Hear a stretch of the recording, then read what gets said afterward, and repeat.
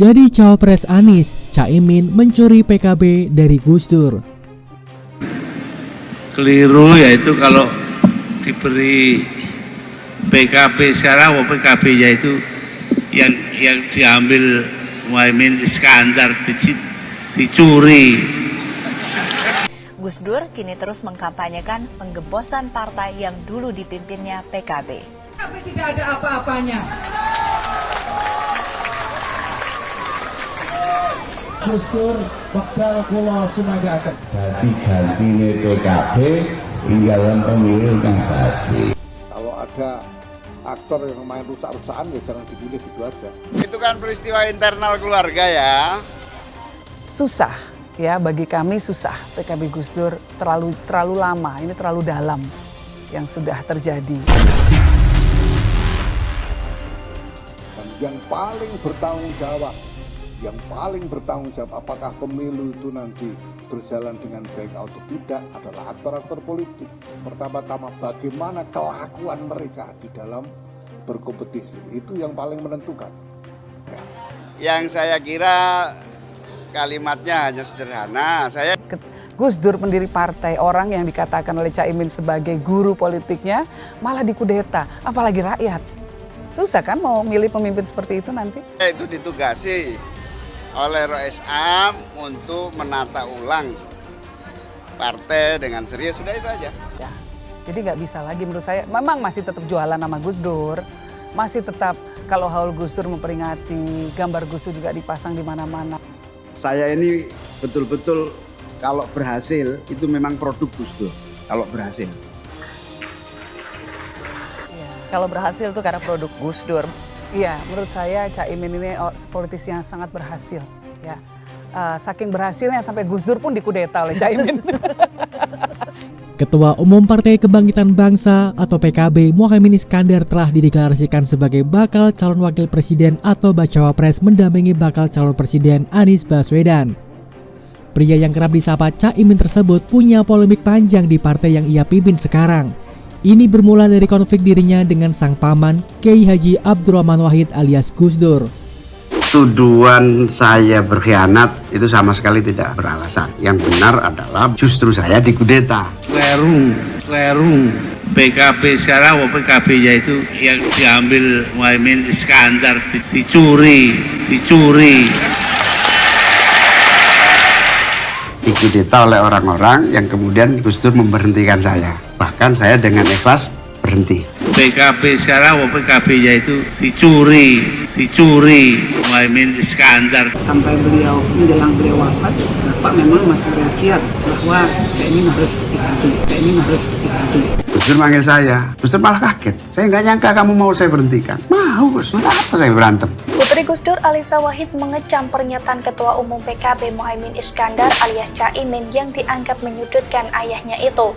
Caimin boleh mengklaim apapun, kalau bukti-bukti formal menunjukkan bahwa memang telah terjadi pengkudetaan terhadap Gus Dur. Polemik dengan keluarga Gus Dur. Mengutip detik.com, sekitar 18 tahun lalu, pada tahun 2005, Caimin terpilih menjadi Ketua Umum PKB yang baru dalam muktamar yang diselenggarakan di Semarang, sementara Gus Dur ditetapkan sebagai Ketua Dewan Syuro. Menurut Hanafi dalam Butiarti dan kawan-kawan 2018, akar konflik tersebut berawal dari ketidakloyalan Muhaimin terhadap Gus Dur. Kubu Gus Dur pun memecat Caimin, kemudian lahirlah dua kubu PKB, yakni PKB Gus Dur dan PKB besutan Caimin. Langkah pemecatan tersebut ditentang oleh kubu Muhaimin yang kemudian menggelar Muktamar Luar Biasa atau MLB di Hotel Mercure Ancol pada tahun 2008. Pada tahun yang sama, kubu Gus Dur juga menggelar MLB di Parung, Jawa Barat dan memilih Ali Masykur Musa sebagai Ketua Umum PKB. Namun, pengadilan memutuskan bahwa PKB Muhaimin yang diakui keberadaannya. Aksi banding hingga level kasasi oleh PKB kubu Gus Dur terkait posisi Caimin ditolak Mahkamah Agung. PKB versi Caimin juga secara resmi mendepak anak Gus Dur, Zanuba Arifah Hafsoh atau Yeni Wahid dari posisi Sekjen PKB pada April 2008. Pada 2021, beredar video viral di media sosial soal potongan pidato Gus Dur yang secara terbuka menyebut partai yang ia besarkan, PKB, dicuri oleh Caimin.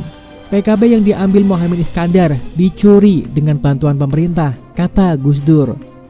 Dalam sebuah acara di salah satu stasiun televisi nasional pada 11 Agustus 2023, keluarga Gus Dur melalui Yeni Wahid masih mengungkit kisruh aksi pencurian PKB oleh Muhaimin. Saya sama sekali tidak mengklaim sebagai kiai-kiai PBNU.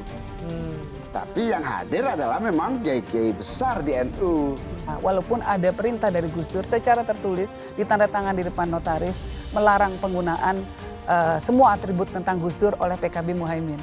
Ada. Bagi perjuangan kita khususnya PKB untuk istiqomah dalam menjalankan misi dan cita-cita Kiai Haji Abdurrahman Wahid. PKB yang dulu didirikan oleh Gus Dur, kalau PKB sekarang bukan PKB Gus Dur, ini PKB Caimin. Saya ini termasuk asisten informal. Jadi termasuk diajak terus oleh Gus Dur dalam semua event. Jadi beda, PKB-nya sudah beda.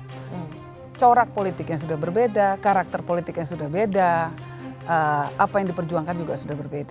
Mulai dari ke NU-an, ke forum demokrasian, ke pemerintahan, sampai tuntaslah. Gus Dur yang pendiri partai disebut oleh Caimin guru politiknya, malah dikudeta, apalagi rakyat, kata Yeni Wahid. Pada tahun lalu, Yeni juga sempat membahas kudeta Muhaimin di PKB. Melansir detik.com, Yeni mengakui ingin meluruskan sejarah terkait PKB. Yeni Wahid mengatakan Presiden keempat RI Gus Dur dikeluarkan oleh Ketua Umum PKB Muhaimin Iskandar atau Caimin melalui Muktamar Ancol. Saya hanya ingin meluruskan sejarah di mana saat ini seolah-olah ada dua upaya menghapuskan sejarah PKB. Seolah-olah Gus Dur tuh masih berada di PKB. Banyak masyarakat yang tidak memahami bahwa Gus Dur lewat Muktamar Ancol, Gus Dur sebagai pendiri PKB telah dikeluarkan dari PKB, kata Yeni Wahid.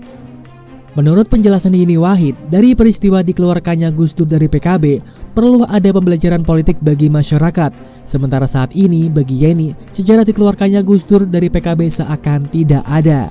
Ini kan sejarah, ini harus dikemukakan lagi di publik. Gunanya apa? Gunanya untuk melakukan pendidikan politik agar dalam politik itu para politikus mengedepankan etika moral. Ada etika dan ada moral. Kalau terhadap pendiri partai saja diperlakukan seperti itu, tentu kita khawatir bagaimana nanti akan memperlakukan rakyat, mendengarkan suara aspirasi, memperjuangkan kepentingan mereka.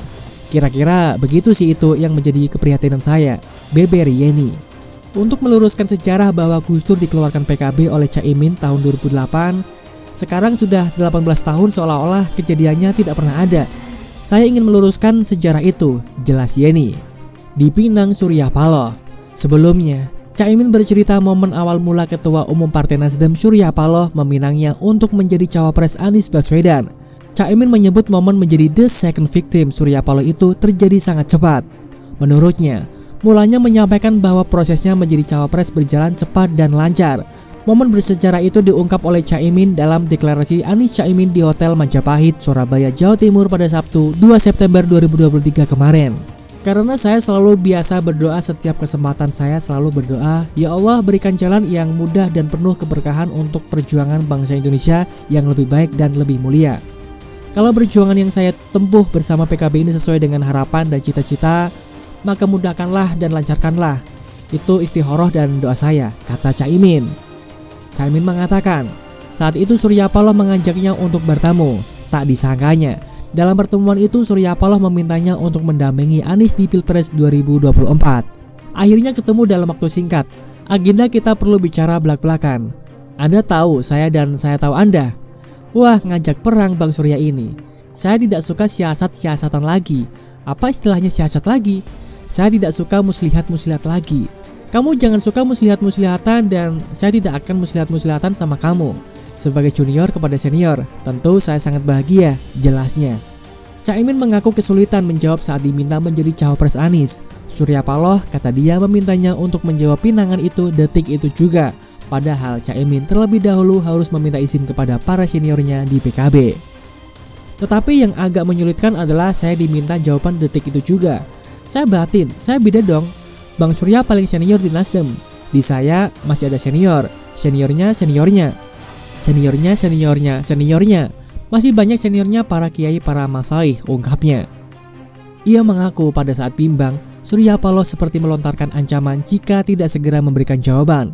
Surya Paloh, kata dia, menyatakan tidak akan menemuinya lagi jika tidak mau menyambut tawaran itu.